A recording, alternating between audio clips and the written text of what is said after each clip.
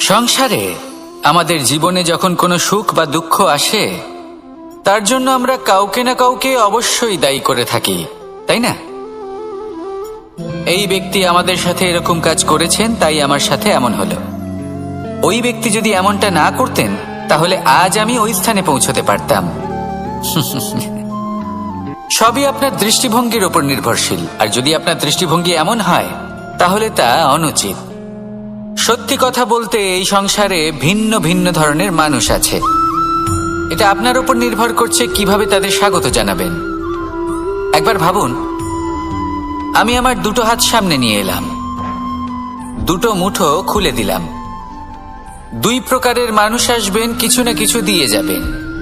এই মুঠো যদি আমি বন্ধ করে দিই, তাহলে না কেউ আমাকে কিছু দিতে পারবে, না আমার কিছু যাবে আসবে। নিশ্চয়ই বুঝতে পারছেন এই দুই ধরনের ব্যক্তি কারা এবং তারা কি দিয়ে যান। আমি যদি নিজের মুঠো খুলে দিই, তাহলে কিছু ভালো মানুষ আসবেন, আমাকে আনন্দ, সন্তুষ্টি, জ্ঞান প্রদান করে যাবেন, ভালো অভিজ্ঞতা দিয়ে যাবেন। কোনো খারাপ ব্যক্তি যদি আসেন, তাহলে তিনিও খারাপ অভিজ্ঞতা দেবেন, যার থেকে আমি শিক্ষা লাভ করব। এই সব কিছু আমি লাভ করতে পারি। মুঠো যদি বন্ধ করে রাখি, তাহলে আমি কিছুই পাবো না। দেখুন, এই সংসারে প্রত্যেকের জীবনে এরকম।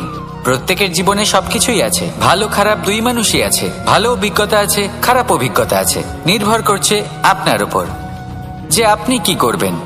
এনাদের স্বাগত কিভাবে জানাবেন, কার থেকে কি বুঝবেন, কি শিখতে পারবেন, আর কোন দৃষ্টিভঙ্গি নিয়ে অগ্রসর হবেন। এটাই নির্ধারণ করবে যে আপনার জীবন কেমন হবে।